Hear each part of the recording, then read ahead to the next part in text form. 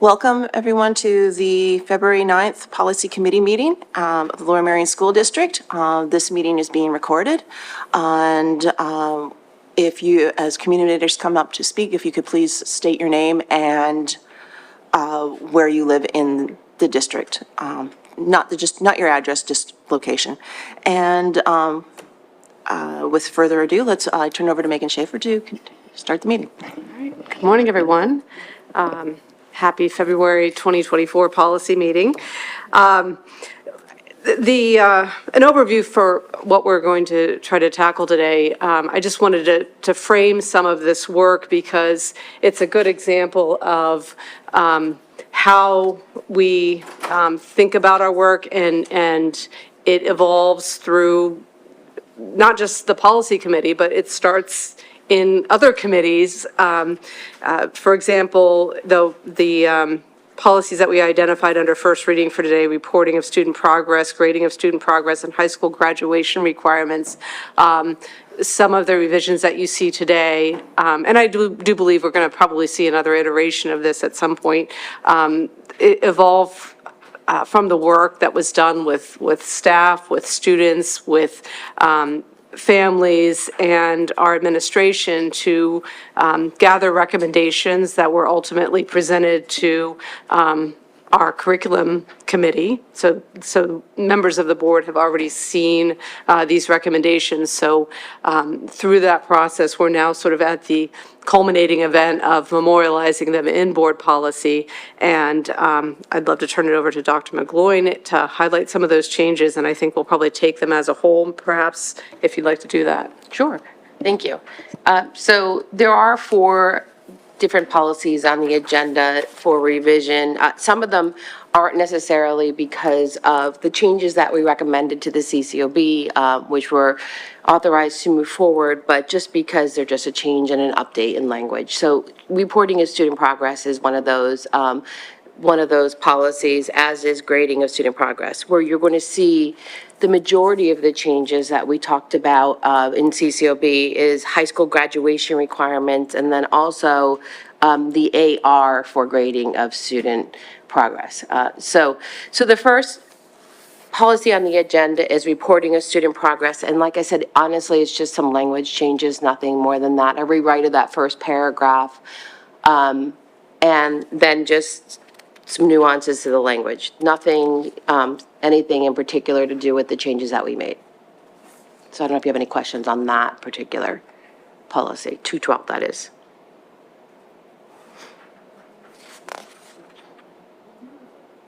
We changed pupil to students. If you look at it, right, you'll see pupil to students district was capitalized. It's very, minor changes on that. Do any change? No, I don't have any change. Okay. Then grading of student progress is the second policy. And I don't know if we don't have any changes for that, except for, again, changing pupil to students and making district a big D in the policy itself. Again, like I said, minimal, just aligning, nothing more with common language. Just on that policy, where it says the superintendent shall develop, we just have to make sure we put in superintendent or superintendent's designee. Thank you. Okay, so where you're going to see the substantial changes are actually in the AR for grading of student progress. It's under high school in particular because that's where we're making our recommendations and our changes. It has to do with the high school. So again, that first page is just Guardians. That's not where the big change is. The big change comes on page 2 and 3. Our scale is remaining the same, so that hasn't changed. We put in definitions for cumulative, formative, and summative, and I don't know if that becomes a little bit confusing, but we put them in there for you to consider at least. In the past, they were not there. It just said summative, cumulative, and formative. So they're there to just have a conversation about, and your thoughts. Yes. I have a question about that. Okay. Just in terms of structure, so cumulative is broken out, formative and summative are combined. So if we're going to include them, should they all be given their own, I don't know. They could be. Yeah, I mean. I just wasn't sure if it was meant to be that way or if it was, So I wasn't here when the policy was written, but my assumption would be cumulative is like an end of course type of thing or a mid-year type of a evaluation, whereas during the learning process is formative and summative at the same time.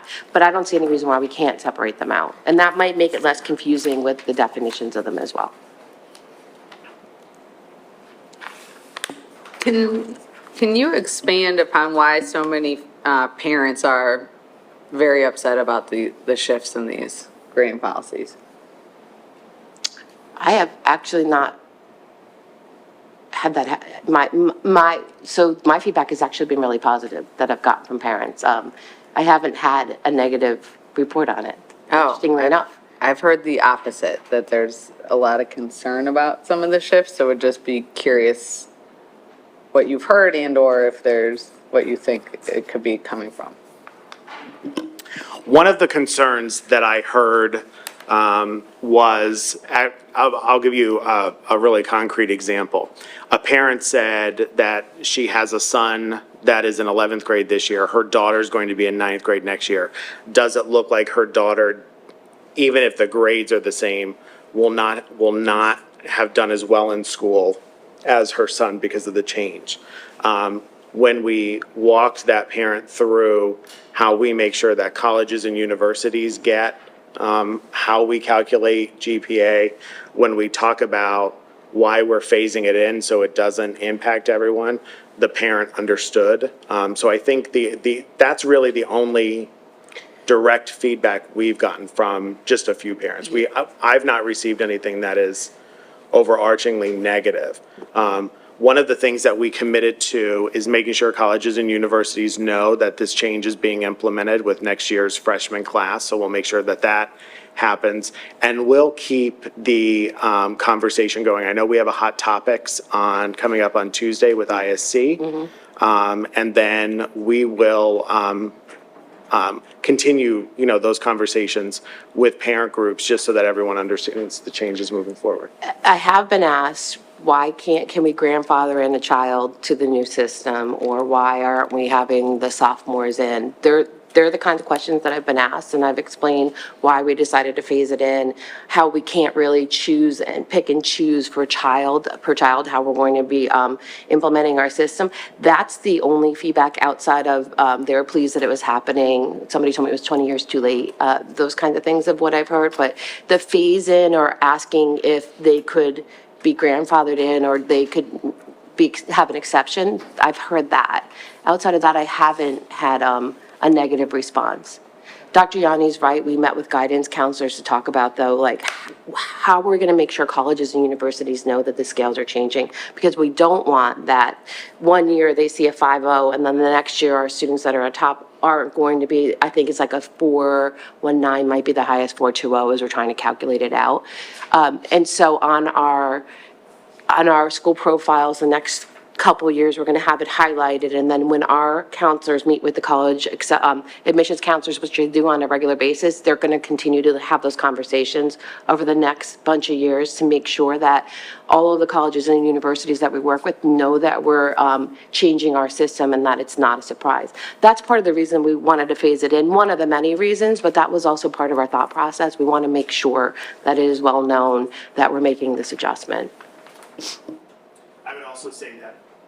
I would also say that at least the colleges and universities right around us, this change brings us in line with what other districts are doing. So some of our peer districts that we look at regionally, and also we have a few peer districts in Allegheny County. So as Dr. McGloin said, we'll continue to make sure colleges and universities know what our scales are. Thanks for that. And when we discussed the policy before, there was also some conversation around the inconsistency of teachers having grade books updated with progress for parents to be able to check, et cetera. I personally have still experienced that in the reporting cycle that's right now. Wondering how we're actually making sure that these things are happening in our schools and the number of teachers that then next year will be required to be grading on 2 different scales and what supports we're putting in place. So the good news is teachers won't be grading on two different scales. No, so all of this work is done in the background, so that's a really good thing. Okay. One of the things that we have on our next principals agenda is a reminder that, to push out to teachers to remind them when grade books have to be updated. We run periodic reports for eligibility, athletics, and activities. That's less prevalent at the middle school level, so we have to make sure that, we set that standard, whether it's going to be at least weekly or bi-weekly, and make sure that then we have principals, attending to that to make sure that teachers are updating their grade books. And I think as we plan out for next year, as we plan our assessment calendar, which is in the works right now, because we have cumulative grading, we'll be publishing dates that, so we have cumulative grading, so we don't necessarily have marking periods, but we'll have dates that are like those seminal dates when we'll be looking at students' progress to see what kids might need some sort of, remediation or enrichment, or we might need to look deeper at their academic performance. And we also do regularly run a DNF report on students, because obviously we're checking progress to make sure that if students need extra assistance, we're stepping in and making that happen. So both of our high schools do run those reports regularly to check progress, but I appreciate that feedback as well. I think maybe yours is a middle school feedback too, am I right? Yeah, Yeah. I would say particularly, I think my feedback spans the gamut of implementation and how teachers are being monitored and held accountable and working in partnership. But I would say if we could potentially give some particular attention at the middle school level and with the fifth grade, because also many of the teachers are coming up from our elementary and it's a different system. So I've gotten the most feedback around that transition and parents understanding where their students are, how they're progressing, et cetera. And we're doing work at the middle level as well. We're not at a place where we're able to bring something forward to the board, but we're working on the report card. But innately, when you work on a report card, you're talking about grading practices. And so part of that is grading practices, the conversation that we're having as a whole entire team. So you'll see that come at some point in the future. We're just not ready for that yet. It's a work in progress at the middle level. Yeah, that's fine. Now, the report cards were redone, what was that, about 5-6 years ago with from the elementary school, if I'm remembering correctly? Now, when the fifth grade move up, did they automatically get pulled into the reporting for middle school, or are they still reporting the same way with elementary school? Fifth grade still reporting like they did in elementary school. I think it was 2017 when they Yeah. updated the report card, when Yeah. I looked back at the information at elementary. They came up, and with all the other changes, we left fifth grade report card the same, sixth and seventh and eighth stayed the same as well. The only adjustment that we made was we kept everybody on quarters versus we have trimesters in the elementary school. Just from a reporting standpoint, that made it simpler, which is why we're doing all the work right now that we're doing to update the middle school report card so we can align 5, 6, 7, and 8. Yeah. Thanks. It takes time to get to a place where you really do it well and right. And so we're work in progress. To more fully address your question, Ms. Sherrock, that we'll be bringing next month an AR for 212, which is reporting student progress, which will have all of those parameters that I just talked about. That'll all be reduced to writing, so that'll come next month for the board's review. Last thing for this moment. I'm really in the weeds here, so you can pull me up. I do worry I understand the supports, Dr. McGloin, that you said the guidance counselors are providing and how we're changing, our end reporting. I wonder if we can provide a form letter for students to be able to easily access to also provide. I don't want to underestimate the shift at the college admissions level when people are used to the archetype of what it is and seeing it's like a whole nother step, and I don't want it to impact our high school students. Yeah, we can make that available for all students, and then they can include that with their applications, just to make sure that no one is unnecessarily harmed. And even though this will take effect with next year's freshmen, we'll still have that letter available, just, as a boots and suspenders type of measure. Thanks. And I just would add, I think, because people aren't necessarily going to just go to our policy, I understand that. But I thought it was a good idea that and Dr. McGloin had suggested that we keep the old grading scale in there so you can clearly see the dates with which, during that timeframe that there was a transition. So that's, will be memorialized there as well. The other thing we could do, just thinking about what you had suggested, is when we send the transcript, we could send a letter with the transcript as well. I think that would be a really good idea. So I like where you were thinking, but maybe we send it with the transcript as well when we're sending them to colleges. I think that would be really helpful. So we could do that too. I like that idea. Yep. Okay, so you could see the two different grading scales. We left both of them in there because for the next few years, we will be working in a system that has two different grading scales. And as Dr. Yanni said, it is all on the back end, so teachers grade the same exact way. We start our schedule the same way, and then on the back end, we shift the schedule so that students, nobody will see it on the front side, but there's work that we have to do with Power School to make it happen. So you see the two different grading scales on page 3, and then maybe we could try to figure out how to get it all on one page so you could see it, but that goes over, bleeds into page 4. And we added 8, which is beginning with the 9th grade class, so that it's clearly articulated that that's beginning with our current ninth graders coming in. And we added in that all courses will be calculated on the transcript as well into this policy. It's in another policy as well, but we put it in both places just so that it's clearly articulated. That's on page 6, which is page 4 of the policy. If you look at page 6, up top, number 8 was added. Well, we have to keep this for a long time, because I'm just thinking about students who may be late bloomers and go to college, and then they're asking for the transcripts. Will we just have like an automatic letter come out with transcripts? Because I'm thinking this could go on for 10 years, where students are requesting transcripts and that around the time of the change. And how are we going to keep track of that? We don't, so if somebody were to request a transcript, let's say they graduated 7 years ago, we would just send the transcript. We wouldn't send what the transcript means. Is that, I don't know if I'm making sense or not. Like, so every district has a different transcript, right? Our transcript in Lower Merion looks different than Haverford's transcript, looks different than Radnor's transcript. It really just depends on the scale and the weighting. And we don't send an explanation of the transcript when we send a transcript out. Typically, what we have is a school profile. So a college looks at the school profile, and that explains how we grade, what AP courses we offer, all about the school. That traditionally goes to colleges, but somebody that graduated maybe 10 years past, when we send the transcript, it's just a transcript that goes to the college or university. Yeah, I think I'm more thinking about the transition period. And I'm probably going in the weeds, I think, for Yeah. this, but. Let me think about it. Let me Yeah, think about that. And honestly, I would rather ask Rich Marta, who is our counselor. He leads the counselors, so I'd like to get his input and thought on that as well. Okay, Yeah. because I understand that the Yeah. colleges tend to strip and standardize everything According to Rich, it depends on the college or Does it? university. Okay. Yeah. He was at our last meeting. We had talked about it with the department chairs in depth about how do colleges look at transcripts when they come in, knowing that they're different everywhere. What does it look like? And it just depends on the college and university, what they're looking for, how they, some of them only count core classes, even if we don't. So it just really depends. But I'd like to have a conversation with him before I really Okay, think about that fully. okay. Yeah, thank you. Thanks. Okay. Are there any more questions from here? Are there any questions from the community?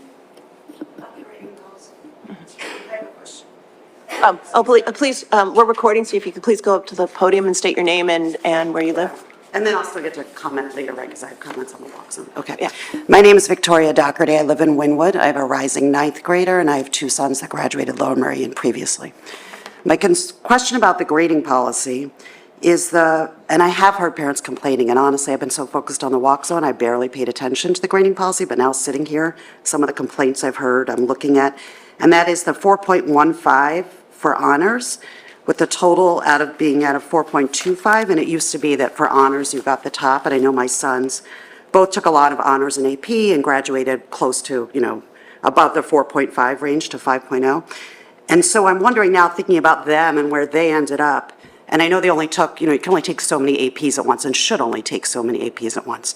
So I'm wondering what happens to the kids that, I feel like it is going to look lower, and I hate to sound like this parent, but it is going to look lower than it would in the past. to the comment one of you shared that you heard from a parent. So when you say other districts, this is on par with them, I'm wondering if they also do that, where honors doesn't get the same as AP and ends up below the total? It depends on the district. Some that we looked at did, and some that we looked at did not. Weight differently. Our weighting scale is very inflated as compared to other districts. That's one thing that stood out to us right from the start. The 1 point differential that we have is very high. So some districts do and some districts do not. We did a lot of surveying of students and of staff and had conversations with students and with staff about if we were to change the scale, do you think honors should be weighted the same as AP, dual enrollment, and IB? And we heard no, that there should be a difference. And that was why we looked at districts then that weighted differently and really tried to align with that more so. And so it was based on feedback that we decided to do that, make that change. I'm just concerned that even with a letter to colleges, and I know you're going to do outreach to colleges, but obviously not to every college across the country, and kids apply many different places, that for this class, that's the freshman, that my daughter's going to be in that first group that has this, it will look just not the same as it used to in terms of how high it looks in terms of performance, if they're taking all honors and maybe 1 or 2 APs and do really well in those, but still are going to look like they're a little bit below the top. Are you going to respond? One of the things that I'll say in my conversation, not just this year, but in my previous districts with college admissions counselors, they're very careful to look at how the district awards points, right? So for example, Abington School District right down the road, they have a very non-traditional, they have a scale, it's up to 84 points. So colleges and universities, they actually do take great care in this. If the flip side was happening, there are some districts going from not weighting anything differently, so whether you're taking a college prep, honors, AP or IB, everything is weighted the same. That tends to look like kids under the new grading scale are actually doing better, which is why colleges take great care.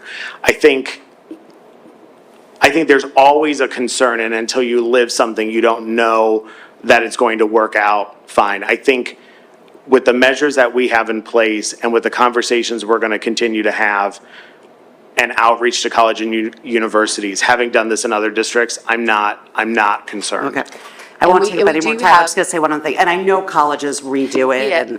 and I mean, look at it, like I know none of them use a 5.0.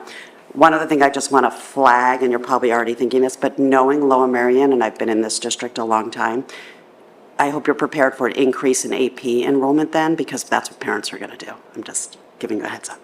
Even if it's too much for their kids, like to have that many APs. So, anyway, but thank you. Thank you.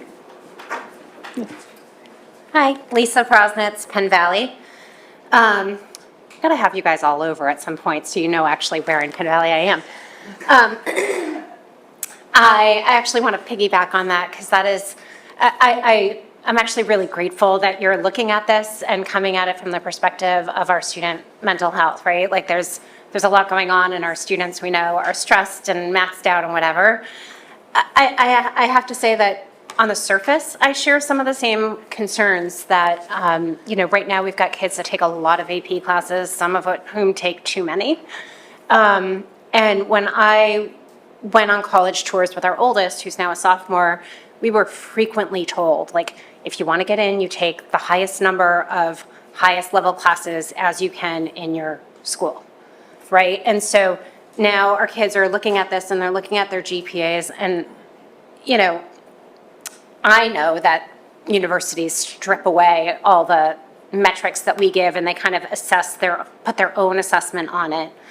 But if we're now saying that honors and AP are not equated similarly, we are now telling our kids also that if they want to get the highest level GPA, they have to take more AP classes.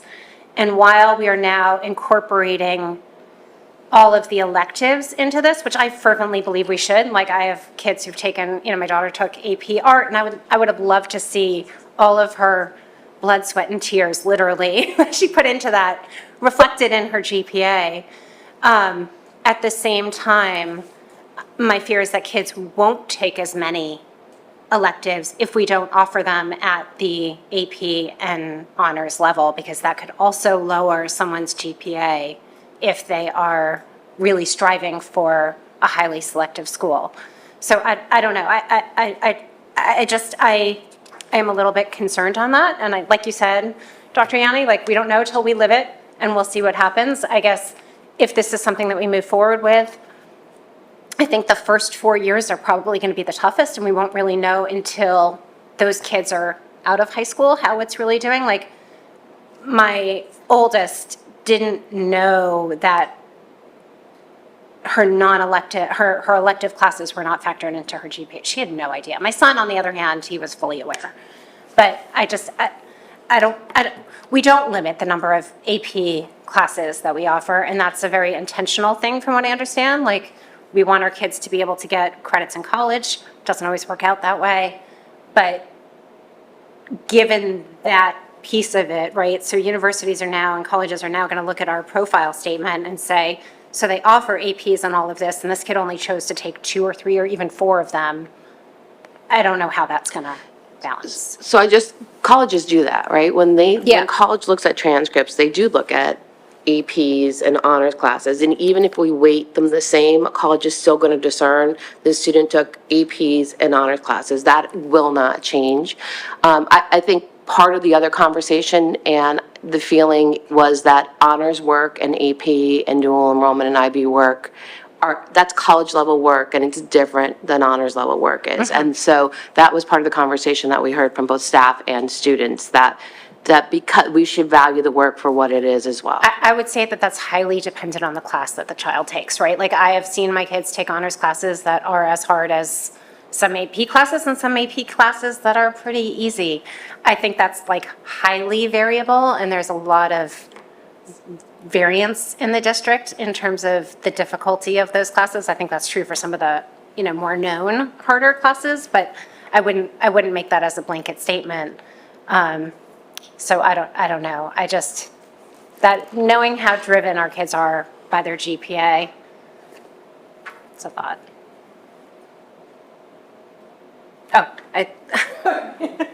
One of the things that I think in conversations we've had with kids haven't realized that their elective classes haven't counted in their GPA. And having done this work in other districts and having seen this play out in other districts, this will actually, number one, validate the time that teachers and students are spending in those electives. And it's also, it will also drive kids to take some things that they might not have taken before, now that they know it's going to count. Over the last couple of years, post-COVID, really, some colleges and universities got rid of the SAT. Some of that's coming back, some of it's not. One of the things, in particular, the last 2 years, I heard specifically from many of the top-tier colleges and universities, yes, they're looking at honors and AP, but they're also looking to see, are kids taking a well-rounded, balanced schedule, right? So if your transcript is full of just AP courses, right? You're not necessarily, and this is not a blanket statement, with some colleges and universities, you're not necessarily at an advantage because you've taken that schedule.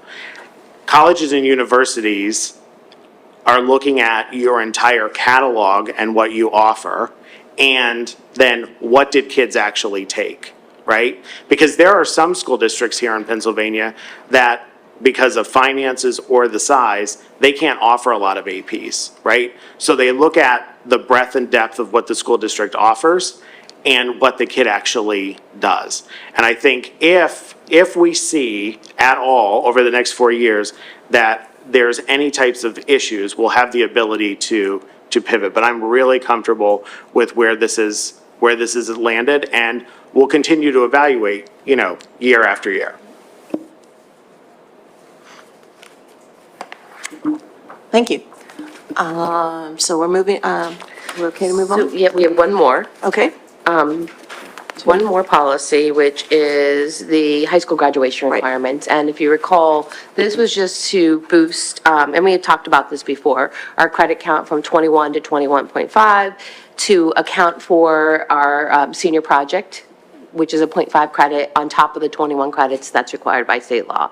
And so there are some adjustments in language just to align our course catalog with policy and state law. So you'll see that we're moving, be effective next year for everybody, to 21.5 credits, 1 credit of arts and humanities, because that second credit is actually met in our 4th social studies credit. And so because we require 4 credits in Lower Merion, we meet one of those requirements of state law.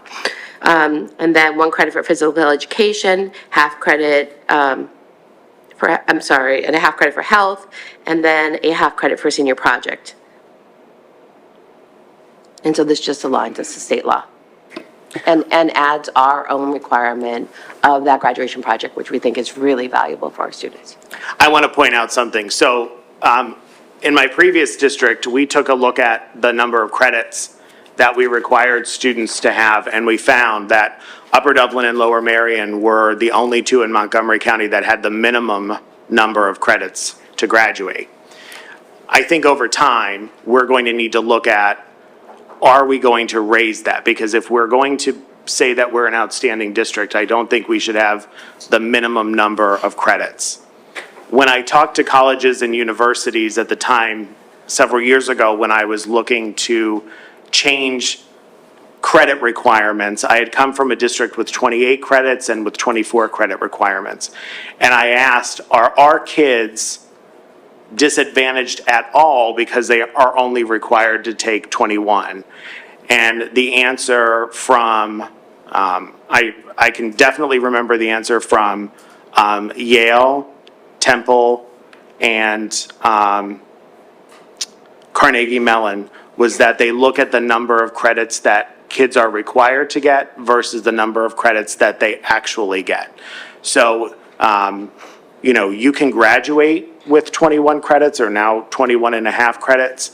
Many of our students graduate with more, but I think over the next couple of years, we're going to have to do an analysis of where is that sweet spot, because I don't think we want to have the minimum number of credits required by the state. I think we can do better than that. And that has been part of our work. We're just not at a point to recommend anything on that front. That was the other facet of what we've been working on with grading at the high school. We're just not at a point of recommendation for that. I have 2 questions, similar to Dr. Yanni, just for context, Philadelphia is at 23 and a half. And the other question I have is, within the actual umbrellas of social studies, math, science, English, are we indicating specific courses that are required? So, for example, in the city of Philadelphia, for 4 credits in social studies, African American history is a required course and has been since 2005. So wondering how we're just thinking about the curriculum our students are taking as a baseline for Tier 1 opportunity. So we do, yes, the answer is yes to that. And so for English, we have English 1 and English 2, which is a common course for freshmen and sophomore. In our junior and senior year, there are 6 different electives that students can choose from, but they have to choose 2 of those 6 electives to meet their second credit and their third and fourth credit requirement for English. Voices in African American Literature is one of those courses that is part of that required band that you could choose for 6 credits. In math, it's way more broad, just because it depends on the sequence of what students are taking in middle school as they come up. Some students start at integrated 1. Majority of our students are starting at integrated math 2 at the high school level right now. They go to 3, and then from there they veer out into other courses, just depending on the student. So sometimes it's a stat course, sometimes it's calc. We have a business algebra class, and so it just really depends on the student in math. In social studies, we do have 4 credit requirements, and they are outlined. It's Global 1, Global 2, we have government, and I think we have American history are 4, yes. I just have a question regarding the math credits. Is there a requirement in like a budgeting course of any kind? No. Could there be? Because I'm thinking when kids go off to school, Well, so moving into another year out of- now, out of- interestingly out of school. enough, as you say that, the state has just passed a law that says that we have to require a financial literacy class for students. Mandatory at the high school level. It's a .5 course. It is not next year, it's a few years out. So right now, we're starting to plan, what is that going to look like? Who could teach the class, because it's an impact of staffing as well. And so we're having the conversations on what that will look like. You'll see a change to the policy because it's now part of the credit requirements by the state. They haven't said if they're going to up from 21 to 21.5 at this point in time, but we have been given some more guidance than we had initially, in that we know who can teach a class now, which is really nice, and what should be in the course. But everybody will be mandated to take that class very soon. great. I think that's really excellent. And I have one other question that might be a little bit out of left field, but what is the minimum required, or is there a state minimum required for health and/or phys ed? A credit of PE is mandated by state law. Which is one credit? It's one credit for the whole time. And health, so we determine how much health, what credit health? It's .5. Okay, so is it, I realize this may be very unpopular, but is it possible to add credits to that and make it more of a central part of the education? Anything that we want to do as a district is our discretion beyond what the state requires. So you have a minimum that the state requires. We're requiring .5 beyond that for graduation project, right? And so the district has discretion. Students, though, take PE every single year at the high school. It's a .33 credit. So it is a yearly credit. And actually, even though .5's in our policy, our health is a .67 credit, so it's more than the state requirement. It's just not noted in here. It gives us some flexibility if we were to shift things around. But our course is actually, requirement is higher than the state law for health. But don't some people take health over the summer so that they don't have to take it during the year? It's Is that- still a .67 credit for us. We're actually in the process right now. I have a meeting this afternoon with our curriculum team. We're going to bring the health course in the district, so we'll be offering our own online health class. It will not be through MVP anymore. So we have 4 health teachers coming in this afternoon to start writing the online course for health so that it aligns exactly with Lower Merion's online health course, and we feel like it's robust and that it meets exactly the same criteria that our students see when they're in school I during think the that's school year. great. I want to just add something. So when I went to college, got a general 4-year degree, and then I decided to go into a graduate program in occupational therapy, and I had no health background besides what the very bare minimum. And I think it's really crucial that budgeting and health are considered when we think about a well-rounded education. You should know how your body works, and you should know how your money works. So I would say our health teachers agree with that. It was not hard to get anybody to come in to write this. I offered out to 5, thinking if I'm lucky, I'll get 2 people to come in and say yes, because nobody ever wants to write curriculum, and all 5 said yes to me. So I feel like they feel as strongly as you do about the value of health, for sure. Yeah. I think it's a great first step in bringing that in-house. The health class that districts have been offering through MVP was antiquated and really not applicable. As we think about the next couple of years, the vision where I see us taking our course offerings, I think we have to do a really comprehensive view of what the high school experience looks like, what the 512 experience looks like, what the K-12 experience looks like, because we shouldn't continue to offer courses just because we've always offered them. I think we need to be engaging kids in what they're interested in, and not that student interest should drive the course catalog, but talking to our graduates that are a year out, 3 years out, 5 years out, and what they felt was really great that really prepared them and where they felt their holes were. At the State of the District, I presented a number of future focused plans, and later this spring and through next year, I'd like to convene some stakeholder groups so that we can start putting goals around how we want to revise, because I think as we think about not having just the state minimum number of credits, I think we have to look inside our entire experience and say, what is it that we really value? And how do we make sure that our values as a community and a school district are reflected in our course catalog? It's a lot of work, and it doesn't happen, over a short period of time, but I think as we move forward, we can do that and make our course catalog more robust. I really appreciate that point and approach, and I really appreciate in the state of the, I was gonna say state of the union, the state of the district. You going through, I just, for the purpose of this, also just want to underscore us prioritizing the math trajectory, because literally this high school graduation is dependent on students' fourth grade testing and how that then tracks for which math course they get into and the equity around that. So just hope that we can prioritize that in this. Absolutely, and the tracks are unlocked. We've been meeting about that and looking at making sure that we have an annual point where kids can move up and down. I can't do tracking. Tracking is abhorrent, so we have to have at least an annual look to see where kids need, because sometimes the light bulb might not go on for a fourth grader or a fifth grader or a sixth grader, but we can't have one data measure lock them in a pathway. Thank you.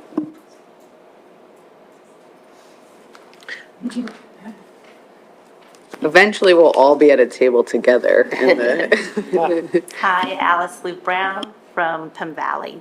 Thank you so much for working on this health curriculum. The online course, as you know, I totally have wanted to get rid of that completely. I just wanted to see if you can consider one more thing when you're meeting, is with health being, there's a lot of things that happen and change.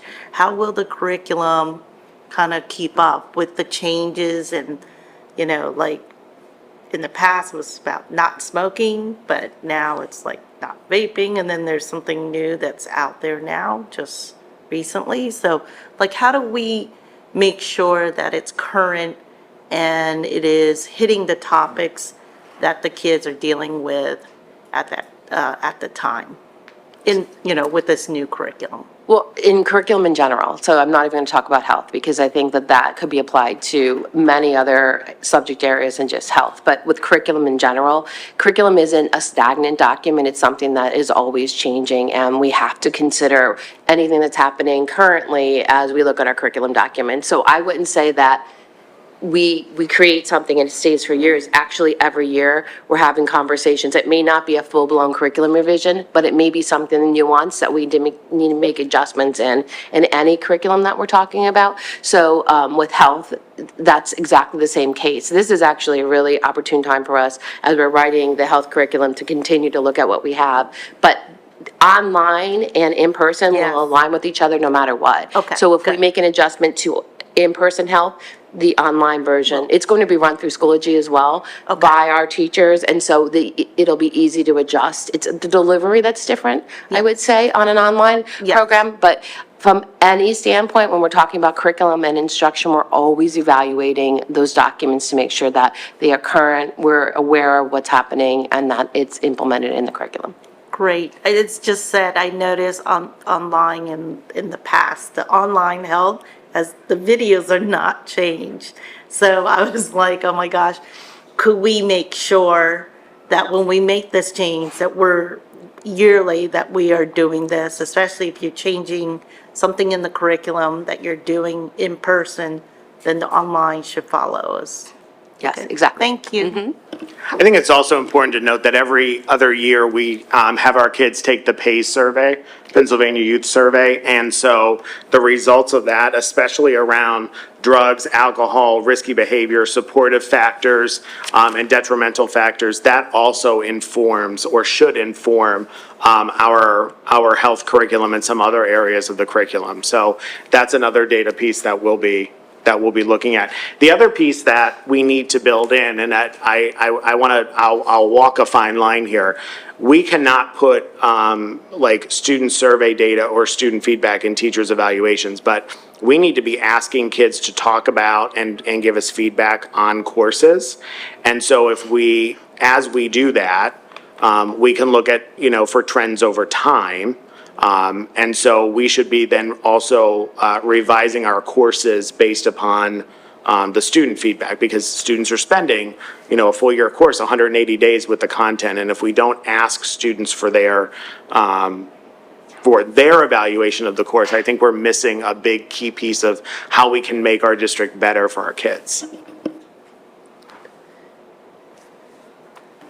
one more, well, it's in here, class rank. Do you want me to talk about class rank then next? Are we good on, are we okay with the changes Is to there any more graduation?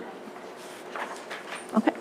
I think we can move on. Okay, so academic class rank is the next policy. That is not revised. I was doing just a search of policies to make sure I didn't miss anything, and came up with academic class rank, and you can see that it hasn't been revised since 1989. So it isn't actually even correct for today, because I think I was actually out of high school, I shouldn't say that, but I had just graduated at this point, so that's how old it is. I'm dating myself. So this needs a revamp. It is here, we'll bring it back. It's just on the radar because, unless you want to say something different, Megan, we don't need it. Yeah, no, I would just note, it's been on future discussion for probably over a year now. And it was identified as a connection to these other pending. So I think packaging, like, here's the why, we're looking at all of these things together. And potentially, are there ways that we make them more connected from a user-friendly standpoint, but we don't need to do that today. It was just to note that, as Dr. Burgoyne pointed out, we're looking to make sure that this language is consistent with our other policies as well, minimally, and any other revisions that we have. Yeah, it's just a bigger revision. I need to make sure I meet with the high school principals. We need to meet with guidance and really have a conversation, because we don't report class rank, but we don't report, but if we're asked for it, we do give it out, because a few colleges and universities like military academies still want to see a class rank. But we don't rank students, we don't run them on a normal basis. So I want to make sure that our language is actually correct, and that's why you don't see anything in front of you right now. I need to have some more conversations before I'm ready to bring that forward. Is that something that we should be, like you're just saying, we don't use it, but it's not with the standalone policy, and it seems to imply that we do depend on it. So I'm wondering if that's something like your remark you just made about we don't depend on it, whether it should be added. I don't know, I think it's a conversation, right? Yeah, I think if we keep the policy, we should say what it's used for and in what limited circumstances we intend to use it. I think there is some benefit, as I just, to having that, so there is a consistent approach to doing that, and it's transparent. So whether it's in a policy or not, I mean, we can talk about that as a committee, but I think that's one of the variables of, even if we're not using it, to the extent that we have to calculate it for other purposes, to have a kind of a unified understanding of that is important, I believe. Could it be rolled up under student progress or? That's what I'm wondering, if there's a better way to, like, Yeah. capture it somewhere. I think we can talk about that. Yeah. And bring it back for consideration as maybe a part of another policy. Okay. Does anybody else have any community members wanted to comment? Okay, thanks. So is that the last of our first reading? Yes. That was the academic class rank will just be noted as a review item right now as we continue to look at it. The other three that we've looked at today, 212, 213, and 217 are Okay, ready for first review if that's the will of the committee. yeah. Are we good? Okay, moving on. Do we want to bring 007 up? So 007, we had talked, 007 refers to a document that, or parliamentary procedures by O. Garfield Jones. And we're going to change that. We're going to base our meetings based upon the latest version of Robert's Rules. PSBA has a parliamentary procedures guide that is quite good, and so that will come to the board with just that language changed. So you're saying we're gonna have to talk about 007 another day beyond today? Just for 3 seconds. This is, for the community, this is the policy that just we talk about at every meeting. That's why we're laughing since last year. Yeah, has it been like 5 months now? There's your joking, Megan. Right, I know. You were but being now- so serious. I'd love to talk about any of them. So you just 007 is tell me which one you want to talk Yeah, about. yeah. I'll be ready. There you go. 007 is a fan favorite. Just to clarify, in terms of the replacement for parliamentary procedure, is that, are we going to cite the PSBA, or are we citing Roberts? I think we should cite the PSBA Okay. because the manual does a really good job of explaining it. We'll actually put that language up on the board site as well so that people understand how our meetings are run. Okay, and there's a nice link to that document Yep, too that we can make absolutely. available.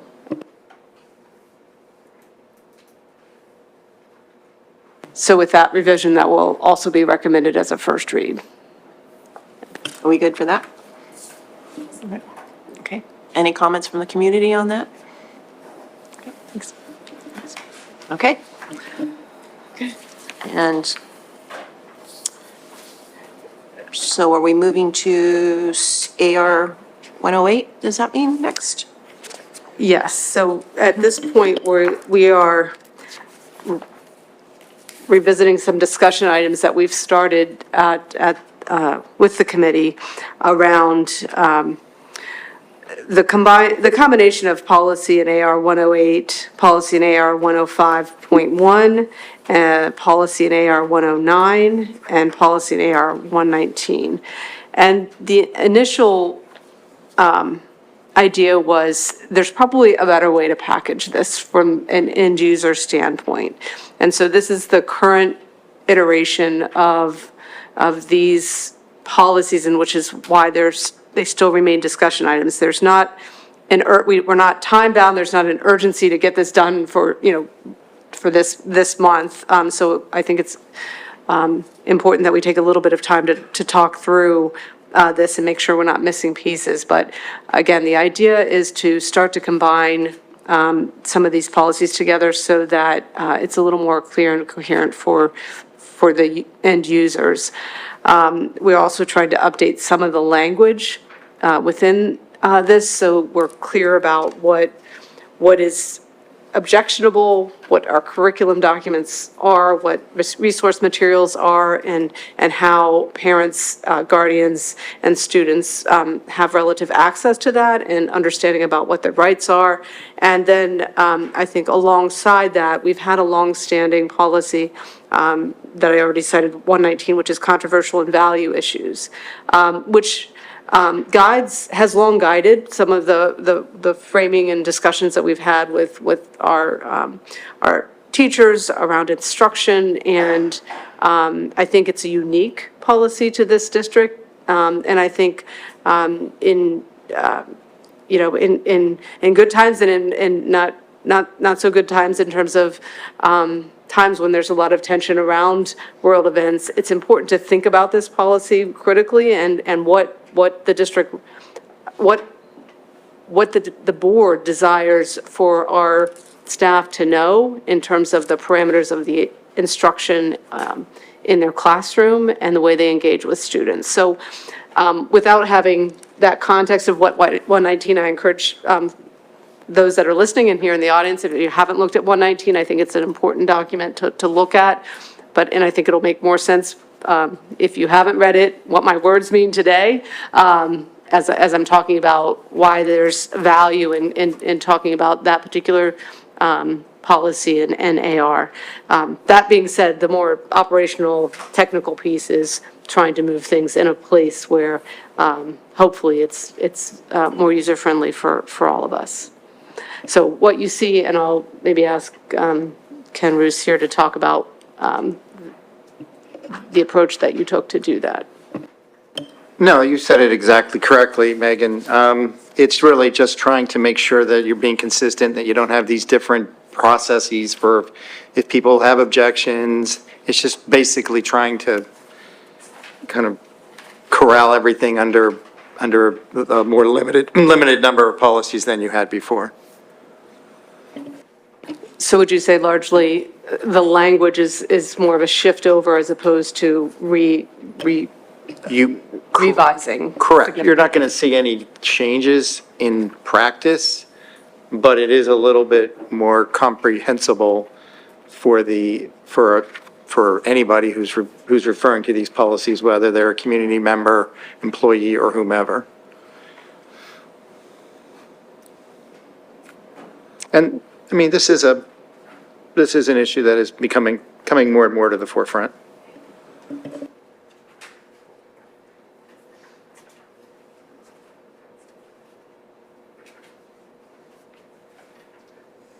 So it might be helpful, an easy question to start with perhaps is, does that make sense to do the merging that we're talking about? Like, we may need to get into the weeds of what the content is, but the vision, is that something we're happy with, moving forward with at this point? I have no problems. I like consolidating and making things together so you're not jumping around and having to look at a bunch of different areas, that you can see it all in one spot and it's consistency. I'll pass it to you. I agree. I think it's good to have it all in one spot. I think it also helps to see where the holes might be when they're all together and say, oh, we missed this, or oh, this, yeah. So I agree. Yes, I agree. I have questions about some of the specifics. Okay. So we can go with it, we can go there as long as we're on the page of we need to, this makes it easier to work with. And I think, as you said, that seeing gaps is a lot easier to do too. So now we can go a little more weedy. Let's dig into the meat. No? Good, Okay. yeah. Okay. Floor is yours. Great. So thank you for doing this. I wonder about, specifically for the incorporation, in the paragraph under selection and adoption of curriculum materials, 2 suggestions. One, including, something to the effect of sexuality, gender, and identity. And in addition, potentially, including language about our commitment to anti-racism, DIB belonging in this policy, or that we would make curriculum decisions in alignment with our commitment to anti-racism and equity, so that there's some synergy between how we would navigate that.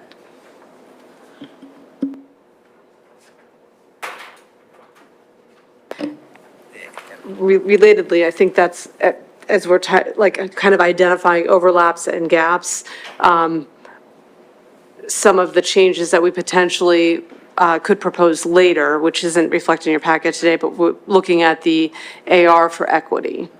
There's some language in there around curriculum materials. So where does that like belong? Do we merge them, incorporate like a reference,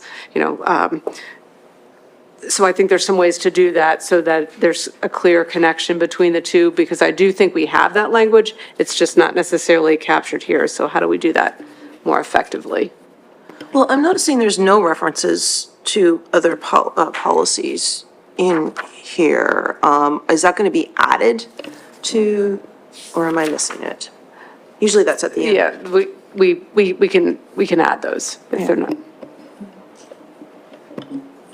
I think that there is that paragraph, the board is committed to incorporation in the ongoing curriculum ideas that transcend traditional curricular topics and raise questions about current social, political, technical, philosophical, religious, and other problems.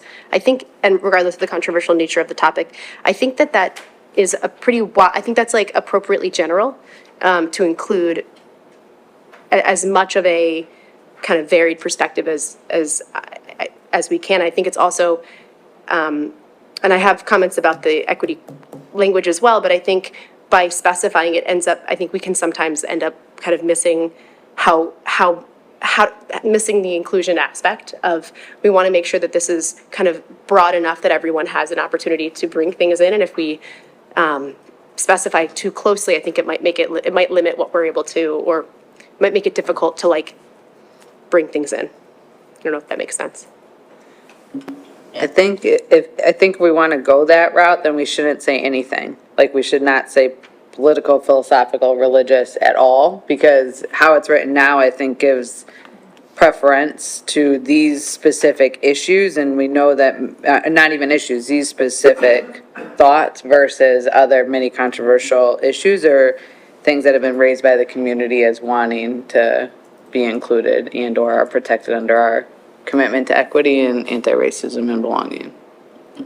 I'm more inclined then to not specify, just because I think it ends up being more exclusionary than not. I think the intention is not to be exclusionary, but in when it kind of gets spelled out, sometimes it ends up being like, oh, this is left off and this is left off. So that would be, I think, yeah, if we're discussing that, my preference or my suggestion would be to make it more general.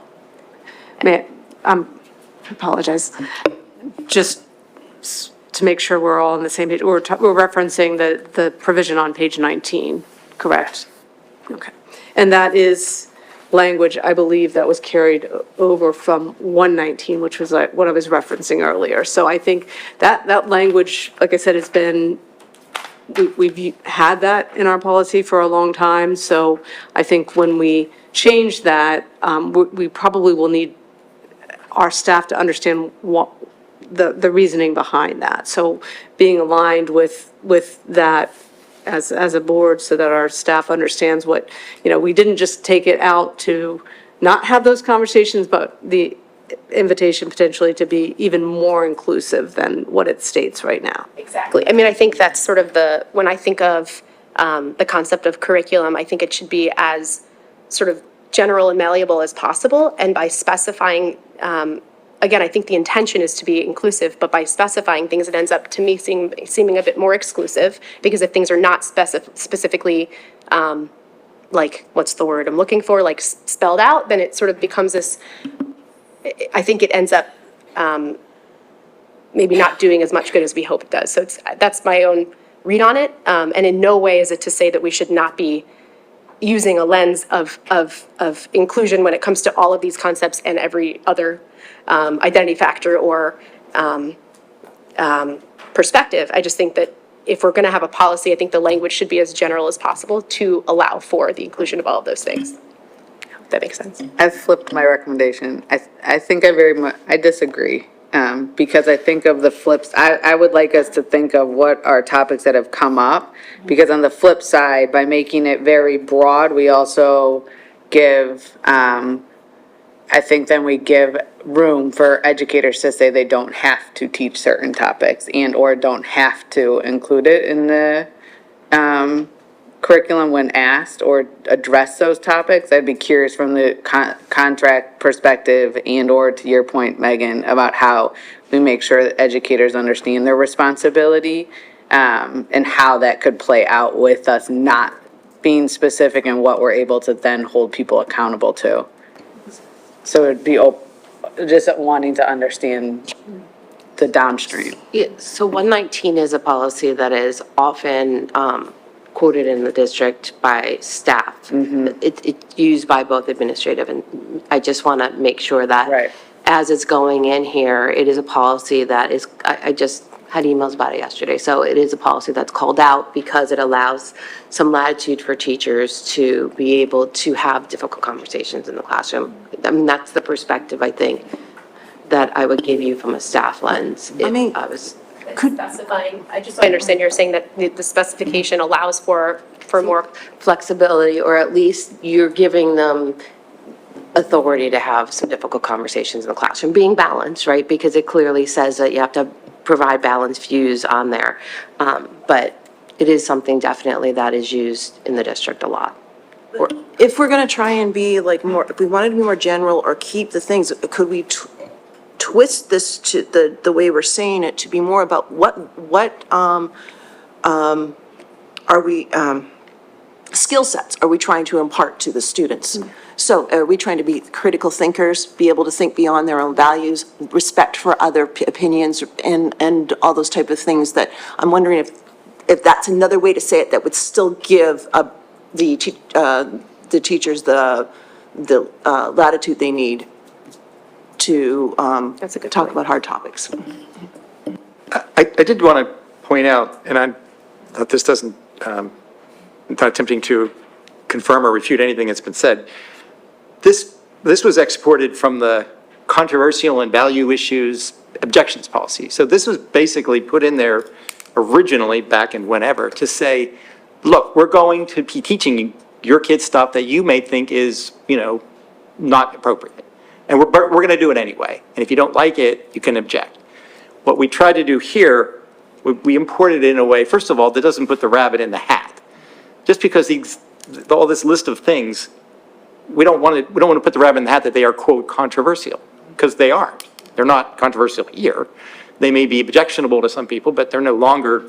So the idea behind moving that language was to basically, it really is to just kind of reiterate that there's going to be things that are going to be taught that individual people may object to, and there's a process for that if they want to follow. But however you choose to modify that, that's totally up to you. Thanks. Do you have any more comments on this? No, I mean, I think this is probably a larger conversation, and I think to Anna's point, I think it would be good to know how it's used, I guess, and because I don't ever want to limit or restrict what a teacher or what anybody can discuss. I think discussion is key, and so that's why my sort of I'm coming at it from the space of as inclusive and as general as possible. But if it makes it more like on the ground, effective and practical to have specification, then that's how we should go. So I'm curious to sort of hear how it actually works out, I guess. And a skill set, I think, is a great perspective as well.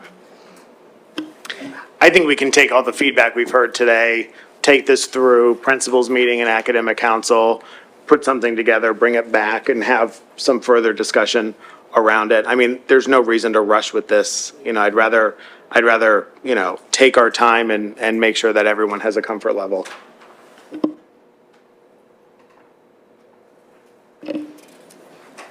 This may become our new 007. I love it, productive discourse. All right, so what we'll try to do is, as we move this forward, those things that are just those structural changes that aren't necessarily changes in language, we'll start to clean this up so we can focus on this type of conversation moving forward. So that's helpful from the standpoint of getting us prepared for the next meeting. Oh, one more thing on this one. See if it's the new 007 we have to have last minute. Just in the language, as you're considering it, I do wonder about adding a student perspective on some of the resource and materials in alignment with how we're thinking of things. Maybe not, but just an idea. Throughout 108, just when it was talking about review of curriculum or changing textbooks, or, is there a student review committee? Something to consider.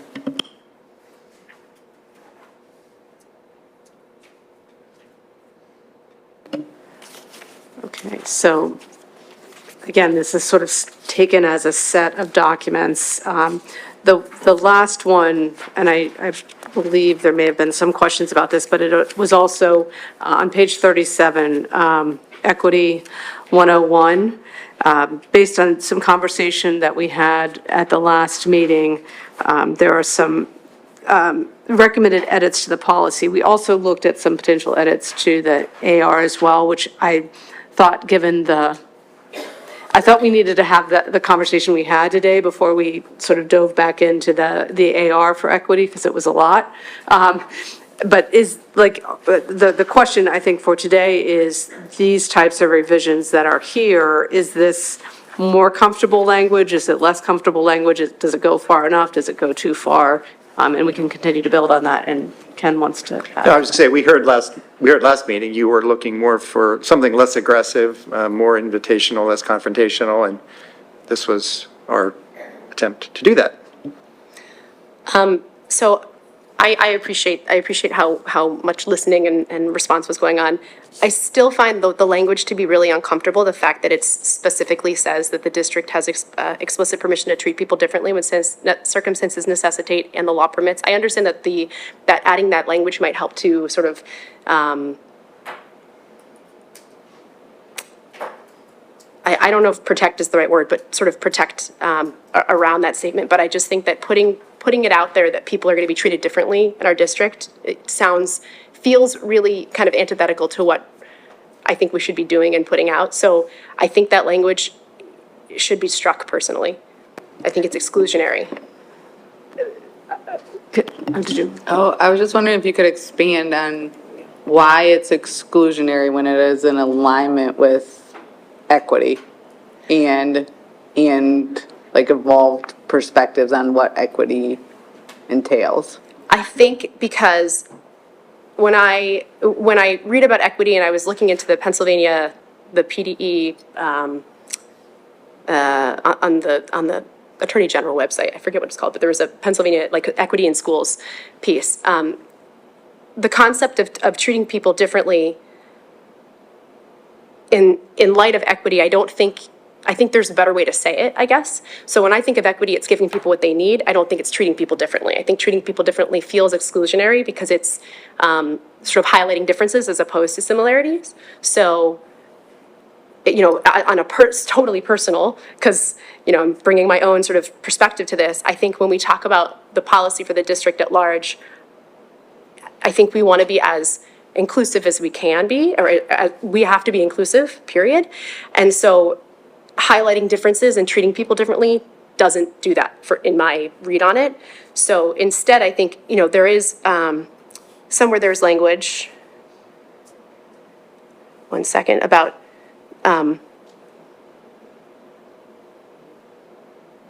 at the last paragraph is saying the board authorizes the superintendent or their designee to develop and promulgate regulations designed to ensure that structural impediments are reviewed and performed in service of meeting the needs of all individuals. I think that's the way to kind of present it, so that we will be obviously as sort of individualized as we will be individualized in providing for the needs of the students. And I think that's, you know, by specifying differently, I think it sort of creates more of an imbalance than an inclusive approach.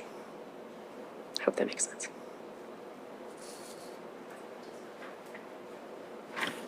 Excuse me, is there an opportunity for public comment at this point? About this policy in particular? Yes. Yeah, let us finish Okay, this, thank you. this thread and then absolutely. Thank you. Yeah.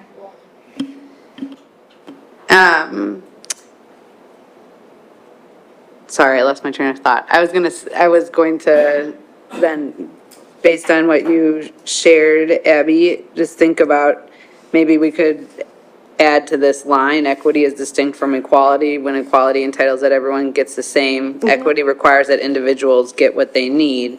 In light of social and historical context, the board, and then going to the last paragraph, the board authorizes a superintendent or designee to develop and promulgate, and then take out that other line, and it would accomplish the same. I think so. I think Purpose. so too. I think that's a great way to read it. You want me to say it again, Megan? Okay, so after equity is distinct, the third paragraph, well, equality entitles that everyone gets the same, equity requires that individuals get what they need. Then the last sentence of the fourth paragraph, move this line, in light of social and historical context, up to after get what they need, then, and strike that. This policy provides. And then take the last sentence of the last paragraph. So the last sentence, it would say, the board authorizes superintendent or designee to develop and promulgate regulations designed to ensure that structural impediments are reviewed and reformed in service of meeting the needs of all individuals. And I don't know if, Ken, you would then say that we need to include "and the law permits" in that sentence, or if it's implicit. Well, what were they proposing to take out the sentence with the, We're proposing to get rid of. they're proposing to get rid of that sentence? Oh, I thought we were keeping it. No, No, you're keeping in light of social and historical context, the board up authorizes. into that comma. High school. And then removing anything, so this policy provides explicit permission to treat people differently is being removed. Yeah, I don't.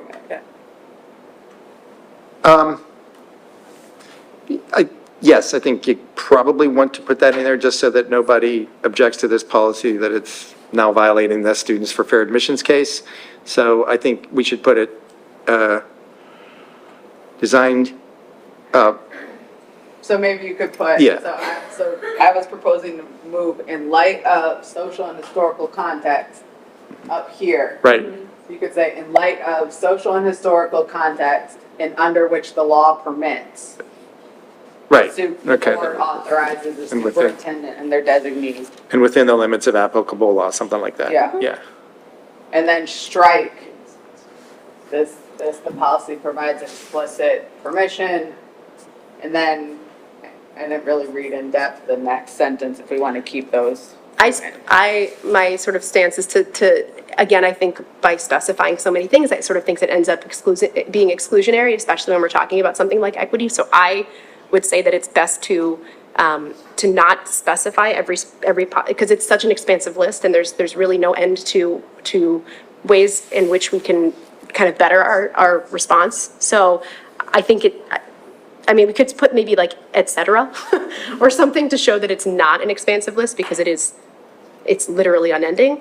I would feel more comfortable with that, Abby, because how I read these are all protected classes that I think is Of course. important for us to name. So even, if we added, kept this for, I need to get stuck still, kept this in here. A laser pointer. Yeah, laser pointer, kept this in this line and then maybe make it. So move that where it makes the most sense. Yeah. Okay, so And we're not adding- eliminating them. Adding something like et cetera, just to show that it's not exclusive. Or this includes or but is not complete. In it, yeah, because these things Yeah, change and all the you can time. still end, Ken, with the value of equity is that the entire community benefits, we That's what could, they need, yeah. we could look at that when there's a. Or do you put that before equity is different from equality? Yeah, wherever it makes the most sense. We'll You guys try work. yeah, we'll move the stuff around. Yep.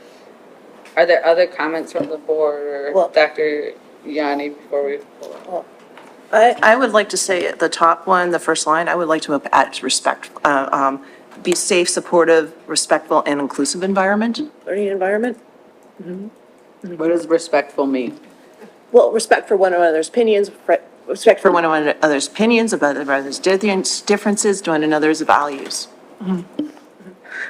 Why are you laughing? No, because it's a very loaded Yeah. term that we struggle to, not struggle, it's a challenging term to define. Yeah, it's- And I it's think if you different, but- define it, it's okay, but we need to, I I think we think we want need- yeah, to just- talk about that. Okay.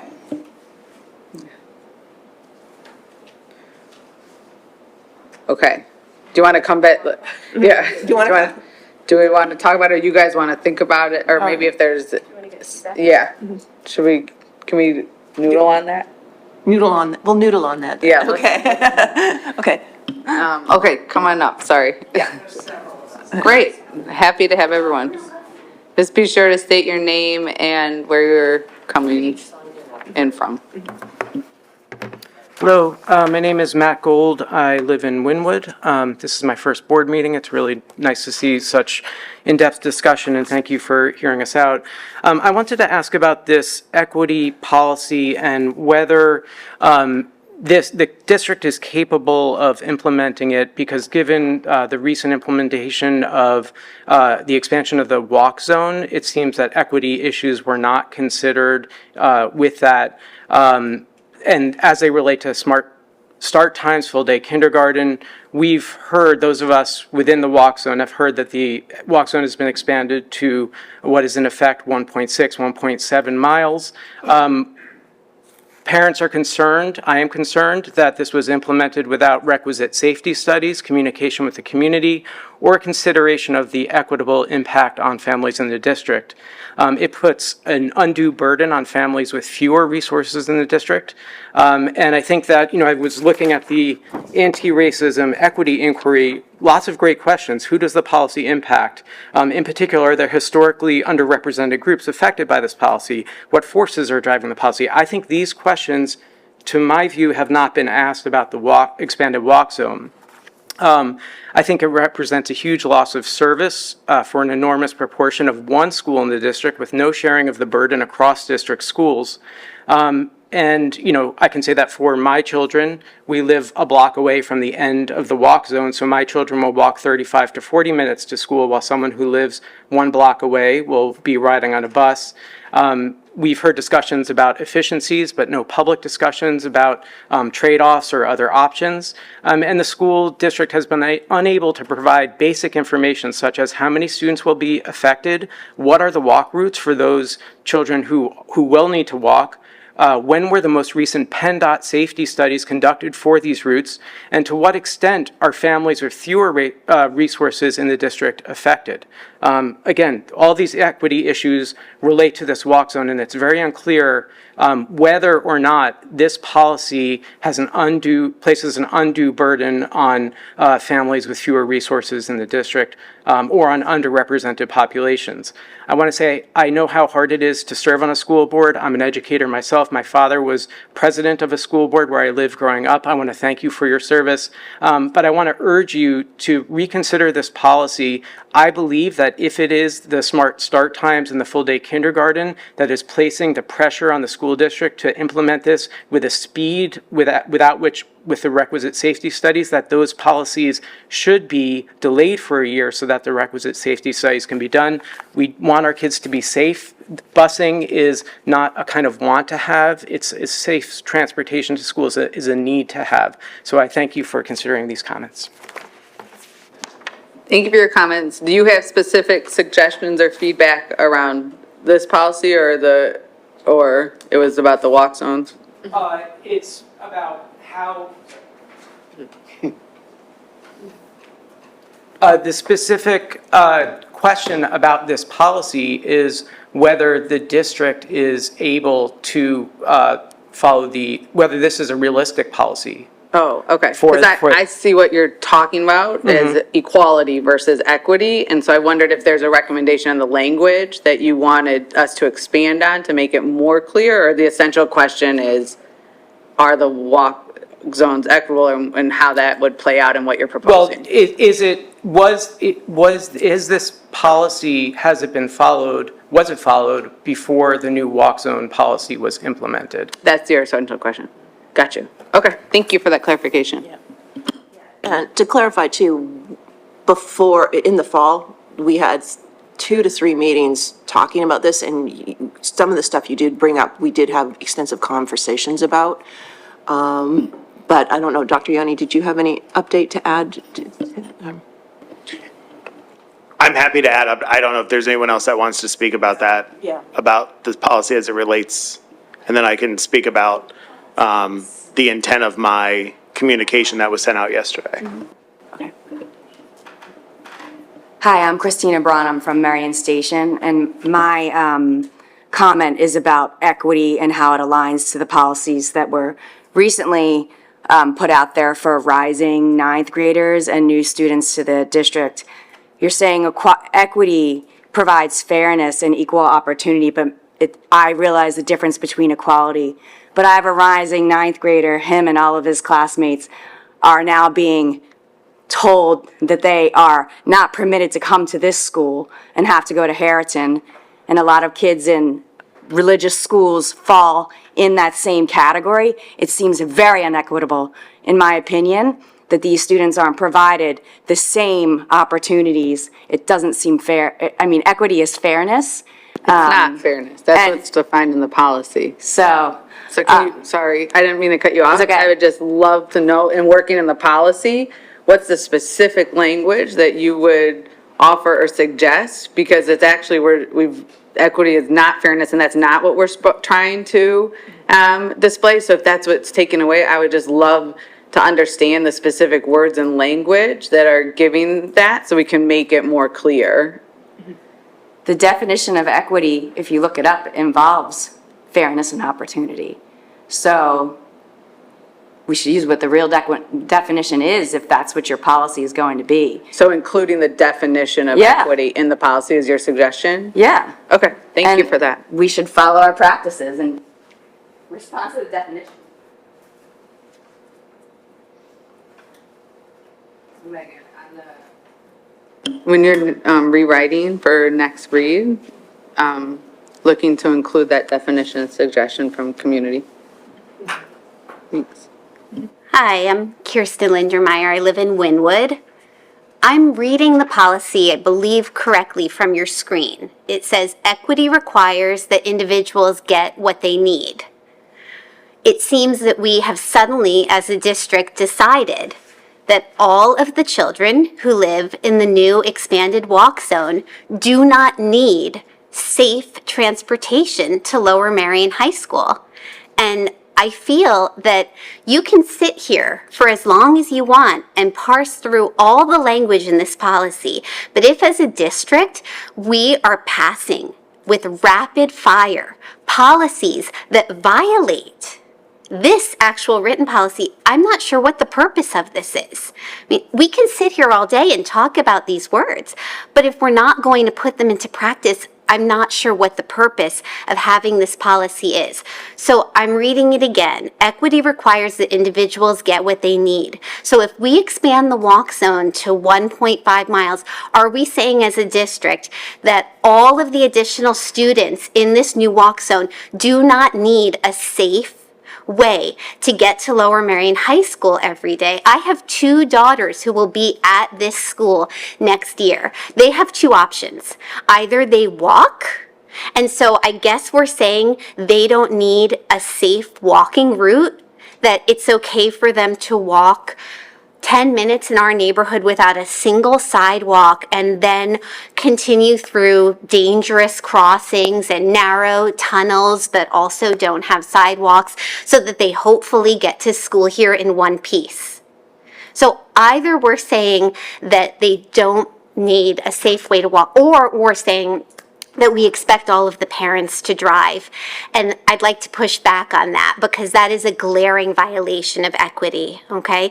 We cannot say that all children in the expanded walk zone have equal access to parents who can drive them to school at 8 o'clock in the morning or pick them up at 3:30 in the afternoon. We simply cannot say that. And so my main point here is I'm not sure what the purpose of having a policy like this is if we're going to actually implement new policies in the district that violate this. Thanks so much. What sparks for me as a result of your feedback is actually, I think that where there is,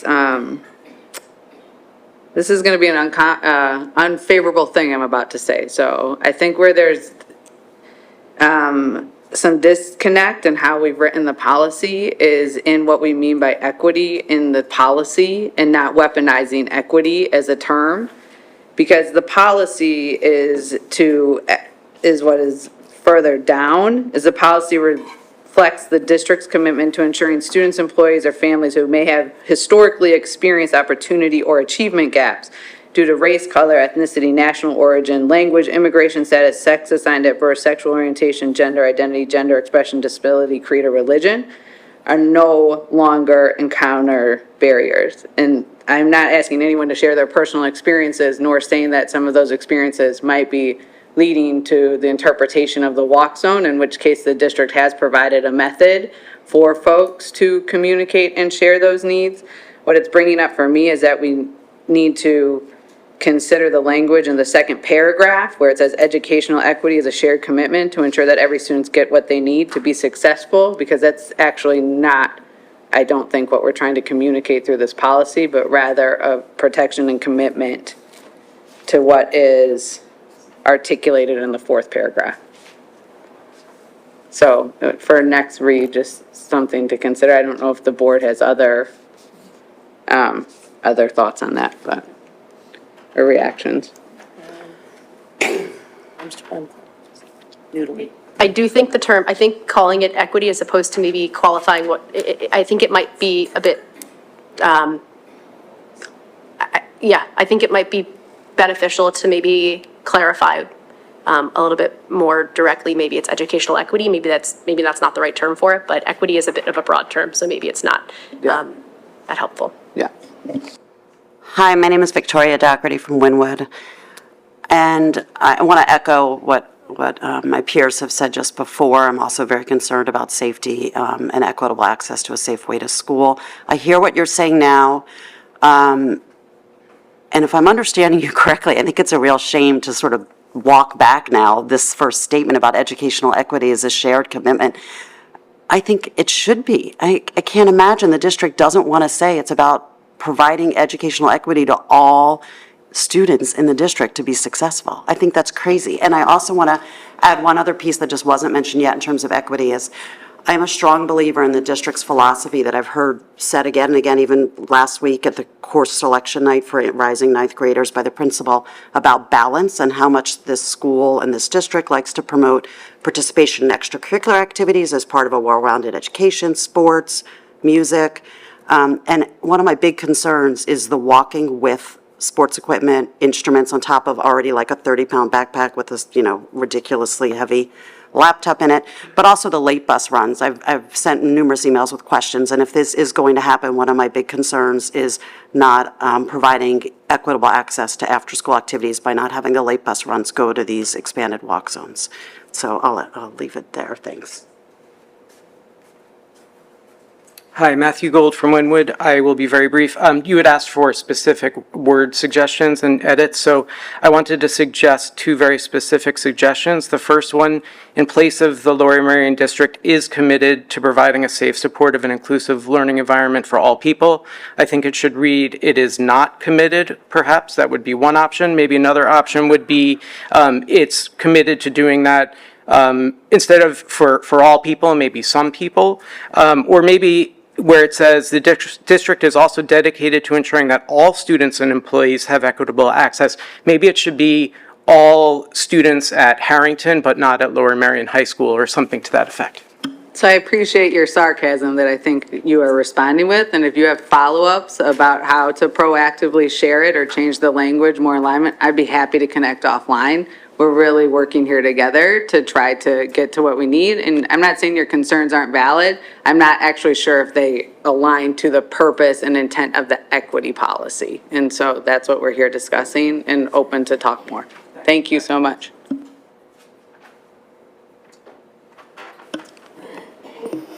Let me just say a few words about the letter that I sent out yesterday.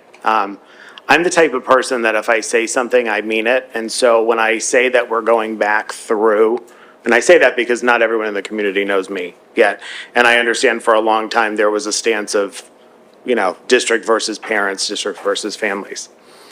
The intent of the letter yesterday was to recommit to going back through all of the things that we've reviewed, review again, to see if we can find efficiencies to not expand the walk zones. The difference between Lower Merion High School and Harrington is that Harrington is on a hazardous route, correct? Which means that we're not trying to say that kids at Harrington, we're not trying to treat them different. It's the location that's different. I'm at the state. As defined by the state, as defined by PennDOT. I sent the letter out yesterday because as I'm reading the very valid concerns that families are sharing, I think we need to do a couple of things. I think, number one, we have to go back through all of the ways that we could potentially find some efficiencies. And I'm committed to doing that, whether folks believe that or not. Number two, when we talk about safe routes to school, there's a definition of what PennDOT calls hazardous, right? And so, for example, I think we have to help people understand that the absence of sidewalks doesn't necessarily mean that a route is hazardous. What we might call hazardous and what PennDOT calls hazardous are two different things in a couple ways. We're also working with the township, whether we wind up rolling back the walk zones completely or not. We're committed to working with the township commissioners on the walkability of the township. That's an issue that needs to get taken care of despite whatever comes from the walk zones. We're looking at how to consolidate stops for our high school students, and not just our Lower Merion High School students, but our Harrington students as well. In that letter, what I tried to do was give information for transparency's sake, because what I've learned in my short time in Lower Merion, when I send a letter out, I usually get a couple dozen responses telling me I didn't think of something or I misspoke. And I say that just not looking for sympathy or empathy, but that's just the reality of our community. In the past, when stops have been combined, there were parent and guardian complaints, community member complaints, and homeowner complaints about large numbers of kids. So I'm trying to balance. I'm not trying to pit anybody against anyone else. What I'm trying to say is we have to go back and relook at everything and see if we can come up with a solution that allows us to get kids to school. I'm not trying to do anything that knowingly jeopardizes the safety of any student. But I'm also working within some extreme constraints. And again, I'm not looking for sympathy or empathy. We're down a number of drivers. We already know we have a number of drivers leaving us next year or before the start of next year. We know that with the implementation of full-day kindergarten, many of our drivers are going to lose a substantial number of hours, which means that our driver shortage is going to get even tougher. We've increased our recruitment efforts. We have a $4,000 sign-on bonus for drivers. AASA recently released a survey, well, actually, it's a few months ago now. The average age for bus drivers is 59.75 years. It's a workforce that is quickly disappearing, and we're not able to find the same number of people to offset the number of people that are leaving. So when people email in and they're asking for their exact walking route to school, it's not that we don't want to provide that to you. I'm asking for the grace and time so that we can continue to do this work to see if we can come to a solution that's more tenable than expanding the walk zone. We transport 9,000 kids to 130 locations a day. So it's our 11 schools and 119 other locations every single day. We have to think differently. We have to think differently about how we do things. How that thinking differently is going to wind up, I don't know yet. But what I'm asking for is a couple of weeks so that we can do our due diligence and then come back to everyone and say, either we found a way to reduce the walk zone, or we've literally looked under every rock and we've squeezed every lemon. The juice is worth the squeeze. I try to inject humor because this is a really serious moment. And for those of you who have gotten to meet me over the last couple of weeks, know that I really do care about kids. And a lot of people, it's really untenable when people email me as though I'm not human, right? Because I am human and I care about your kids. Your kids are my kids, whether people believe that or not. So what I'm asking for is just a couple of weeks. Not for us to sit here on our hands, not for us to sit here and not do anything and just come back out with the same information, but to really do our due diligence. And then I promise you, I commit to you, we'll come back and we will give you an update as to what we're able to determine. And just know that we're taking into account all the feedback we're getting from parents, feedback from kids. I've walked routes. So there, people have invited me on routes. I walked routes with my work bag, my gym bag. Yes, I go to the gym bag, and an instrument. Some of our board members have already walked routes. Board members are walking more routes. So this is all part of a comprehensive plan to be able to arrive at what the final answer will be.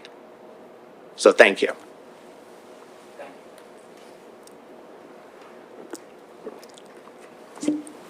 Okay. So on the equity policy, I think we had a good conversation. I think all these discussions have been really fruitful and, will help us frame revisions for consideration next time. Whether they actually move to our first reading next time will probably remain in the discussion portion of the agenda, so we will update those.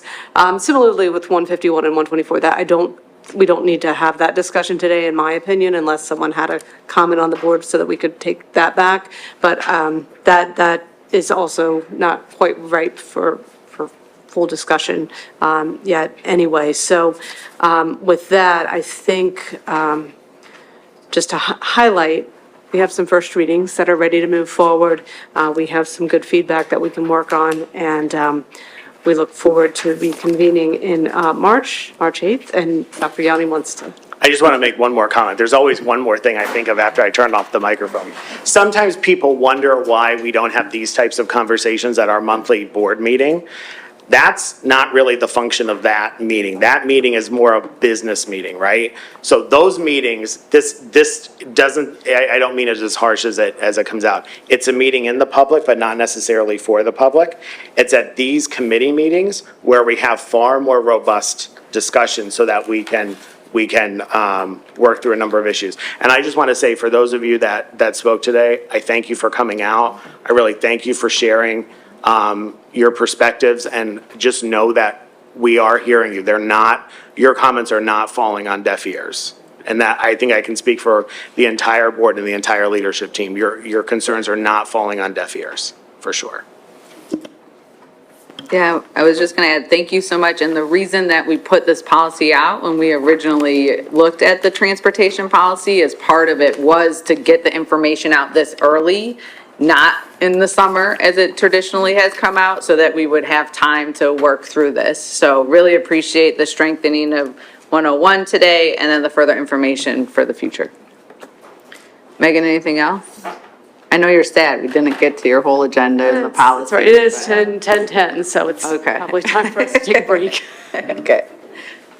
Yeah, oh yeah, you're in. Okay. Thank you, everybody, for coming today. We appreciate having us, so many community members here, and appreciate your comments. And that's the end of the meeting for today. Our next meeting is March 8th in the same room, and we hope we'll see you again. Thank you.